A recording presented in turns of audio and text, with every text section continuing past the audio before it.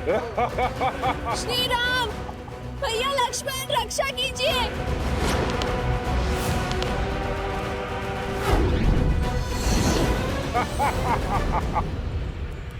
भैया, ये विराज सीते।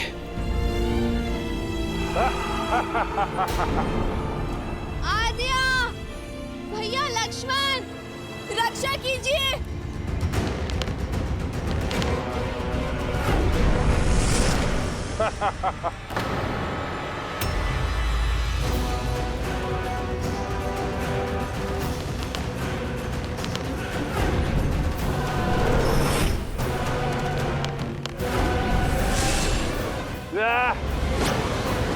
सीते,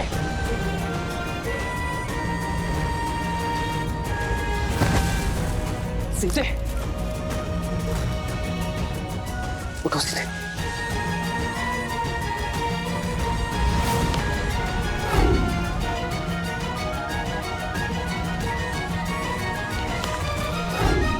भैया, इस पर हमारे बाणों का कोई प्रभाव नहीं हो रहा है। मेरे आहार के बीच बाधा बनने आए हो?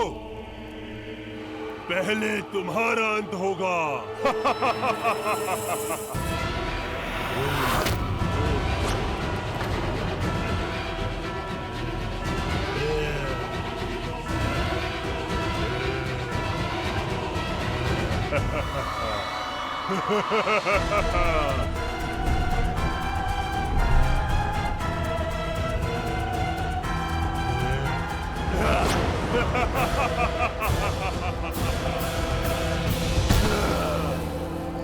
बड़ा दुखदाई और कष्ट भरा अंत होगा तुम्हारा।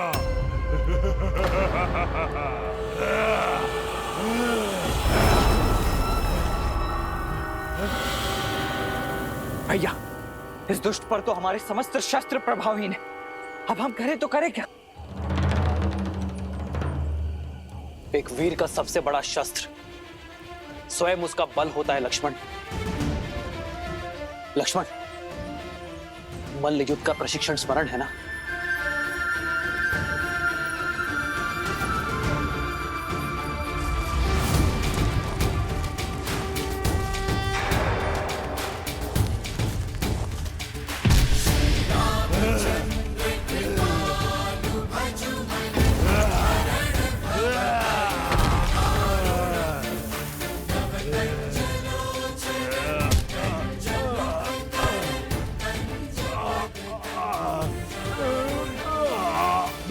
नहीं मरूंगा, मुझे श्राप मिला है। मेरा मोक्ष ऐसे नहीं होगा। कोई लाभ नहीं है ये सब करने से।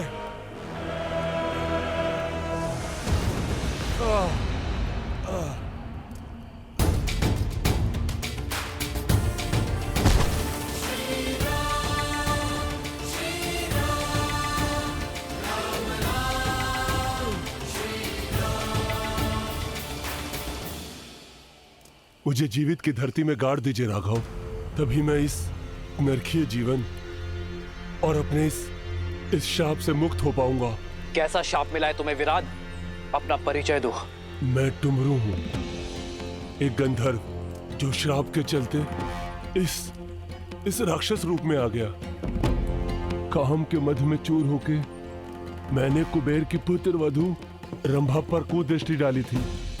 कुबेर की सभा में उसके पति के पास ले जाने के स्थान पर मैंने उसका अपहरण कर उससे विवाह करने का प्रयत्न किया, जिसके दंड के रूप में कुबेर ने मुझे स्त्रियों के अपहरण करने वाला राक्षस बनने का श्राप दिया। और मोक्ष का केवल एक ही मार्ग था, श्री राम, जो मेरा उद्धार करे। आपका कोई अस्त्र शस्त्र मुझ पर नहीं चल पाएगा, इसलिए हे प्रभु, मुझे जीवित ही गाड़कर मुझे इस श्राप से मुक्ति दे। किंतु मैं ही क्यों?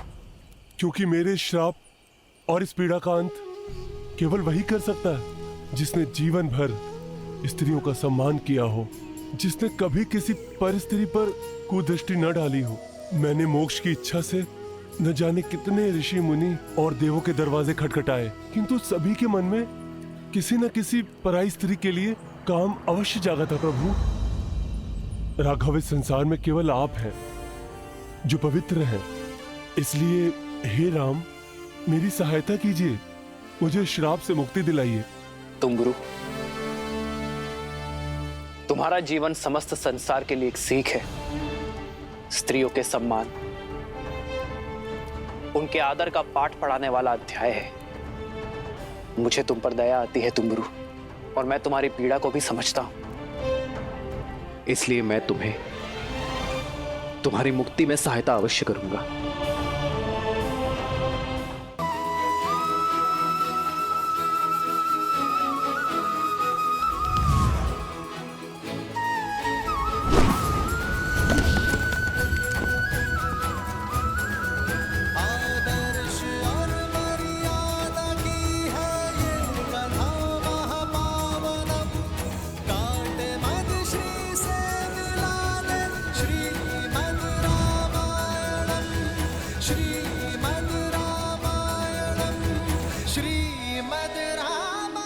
अब धन्य है मर्यादा पुरुषोत्तम राम, आपने मुझे मुक्त कर दिया।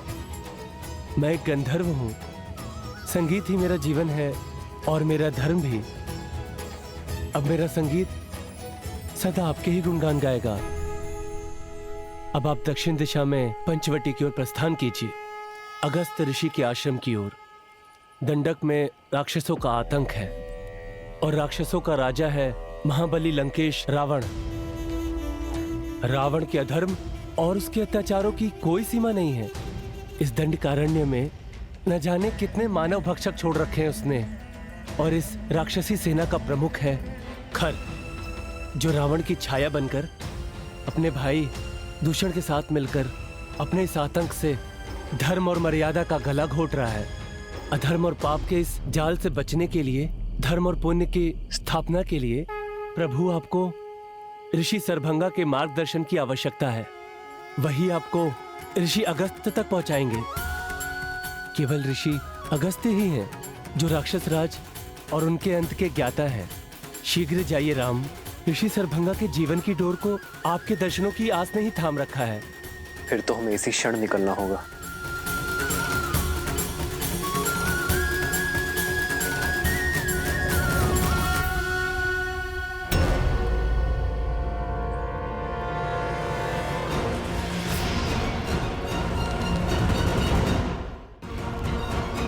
ठहरो लक्ष्मण।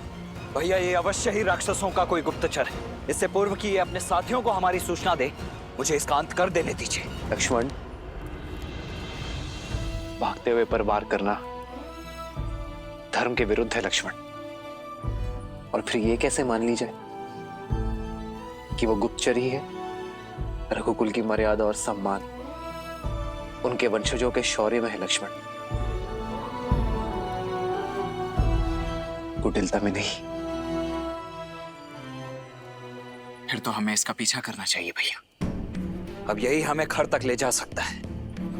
लक्ष्मण, हमारा उद्देश्य केवल खर का अंत नहीं, संपूर्ण राक्षस राज का अंत है। हमें ऋषि शरभंग के पास जाना चाहिए। उनका मार्गदर्शन हमारी प्रतीक्षा कर रहा है लक्ष्मण। जी भैया। स्वामी, श्री राम की कथा सुनने में बड़ा आनंद आता है, किंतु वनवास के कुछ ऐसे क्षण हैं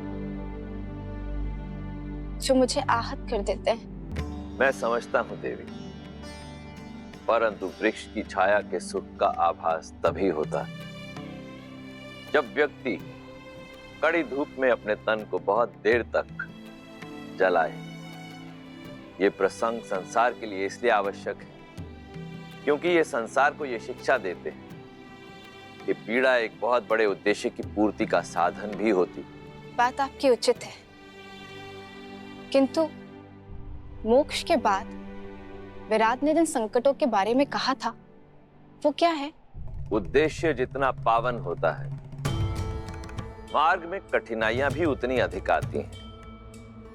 और श्री राम का तो उद्देश्य ही संसार से बुराई का अंत करके भलाई का परचम लहराना, अधर्म का नाश कर धर्म की स्थापना करना। और अभी तो इस यात्रा का आरंभ हुआ है देवी। यूं समझ लीजिए देवी कि श्री राम दंडकारण्य के भीतर नहीं, संकट और समस्याओं के एक माया जाल के भीतर जा रहे हैं। विराट तो केवल एक श्राप के कारण दानव बना, परंतु ऐसे कई दुष्ट जिनका स्वभाव ही है पाप कर्म करना, जिन्हें ऋषियों, मुनियों और सज्जन व्यक्तियों को पीड़ा देने में आनंद आता है,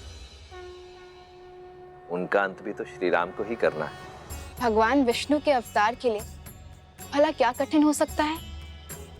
वो चाहें तो क्षण भर में रावण के अभिमान और उसके पापों का अंत कर सकते हैं।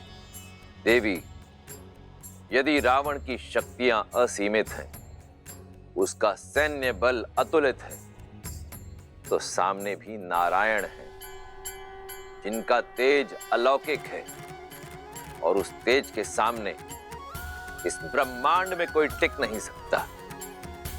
परंतु ये मत भूलिए कि इस समय राम के रूप में नारायण मनुष्य रूप में अवतरित हुए, और उन्हें जो भी करना होगा वो मनुष्य जीवन की सीमाओं में बंधकर ही करना होगा, मर्यादा में रहकर करना होगा, क्योंकि ये मर्यादा ही तो है जो श्री राम को इस धरती लोक का निवासी बनाती है, मनुष्य बनाती है।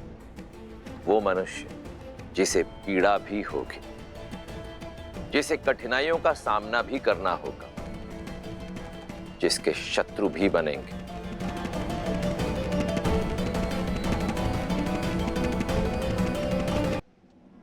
देवी, इस समय राम के रूप में नारायण मनुष्य रूप में अवतरित हुए हैं। वो मनुष्य जिसे पीड़ा भी होगी, जिसे कठिनाइयों का सामना भी करना होगा, जिसके शत्रु भी बनेंगे, और समय आने पर उन शत्रुओं से निपटने के लिए मित्रों की सहायता की आवश्यकता भी पड़ेगी। पर ऐसा कौन है जो श्री राम की सहायता कर पाने में सक्षम हो? मैं ही नारायण का दास, मैं ही उनका भक्त, मैं ही उनका मित्र, मैं ही उनका सखा। मेरा अंशावतार हनुमान श्री राम की सहायता के लिए वानर सेना को सज्ज कर रहा है। अपने गुरु सूर्य के मार्गदर्शन में उनका नेतृत्व करने के लिए सज्ज हो रहा है। उन्हें केवल युद्ध कौशल और रणनीति का पाठ ही नहीं पढ़ा रहा, अपितु आध्यात्म और अनुशासन की शिक्षा भी दे रहा है। परंतु ये तो स्वयं हनुमान भी नहीं जानता कि किष्किंधा पर कितना गहरा संकट आने वाला है।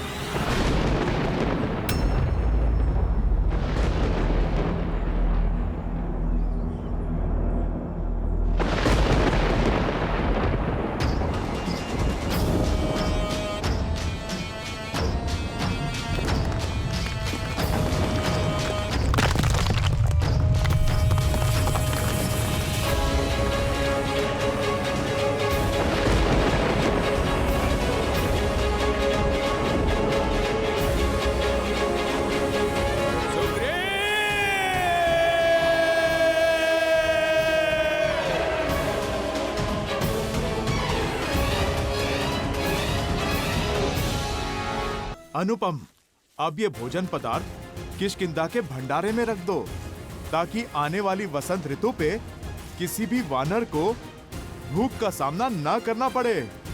चलो दल, जल्दी चलो। अद्भुत हनुमान।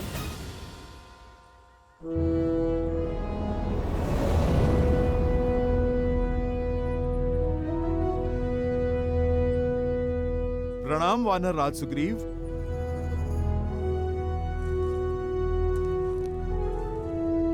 सेनापति हनुमान, अद्भुत है आपकी सूझबूझ, और धन्य है हम कि हमें आपके जैसा सेनापति मिला।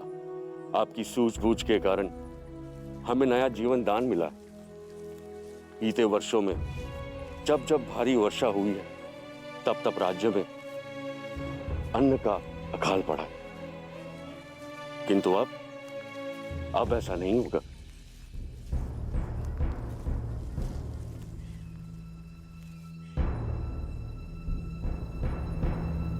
नदी का जल बहुत ही बढ़ा हुआ है। उस पार जाने के लिए जल का स्तर कम हो उसकी प्रतीक्षा करनी होगी। महाराज सुग्रीव, जो निराशावादी होते हैं वो परिस्थिति अनुकूल होने की प्रतीक्षा करते हैं। जो कर्म पे विश्वास करते हैं वो परिस्थितियों को अनुकूल कर लेते हैं। नल, नील,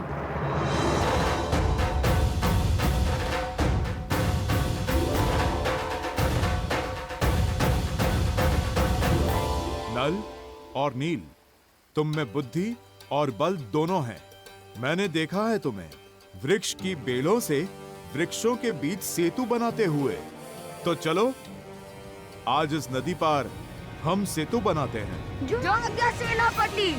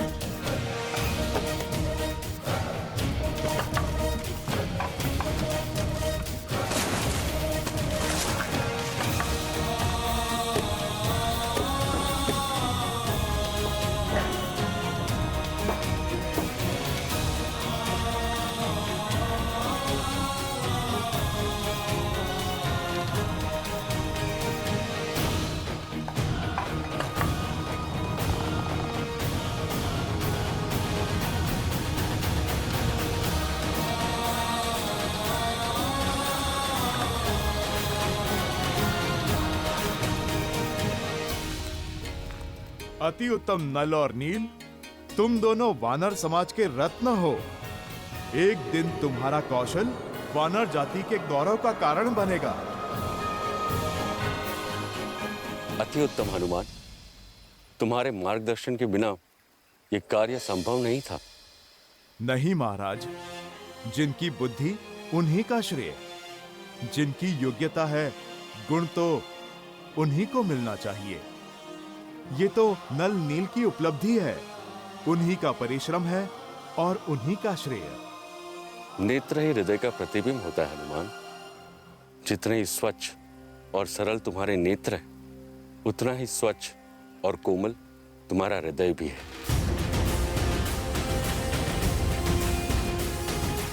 आपको सच में हमारा बनाया सेतु अच्छा लगा सेनापति?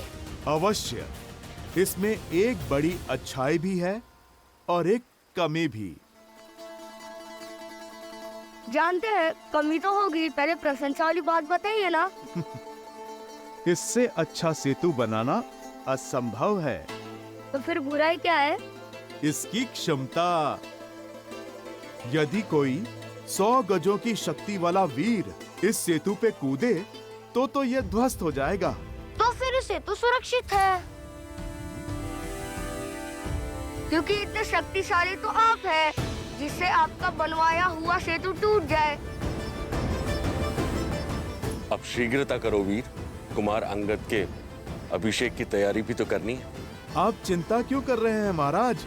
जो तैयारियां हमने की हैं, आप चलकर तनिक उन्हें देख तो लें।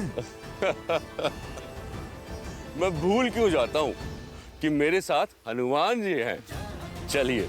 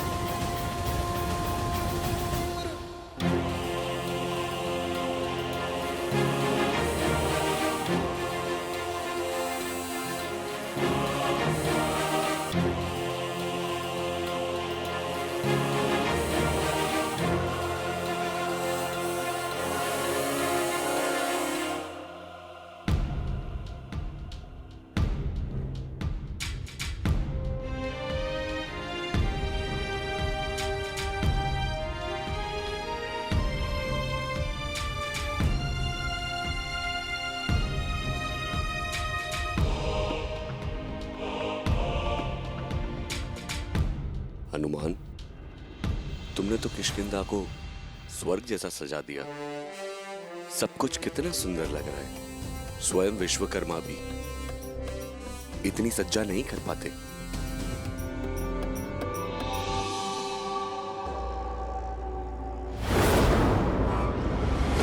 दोस्त, कहां बड़े चले जा रहे हो?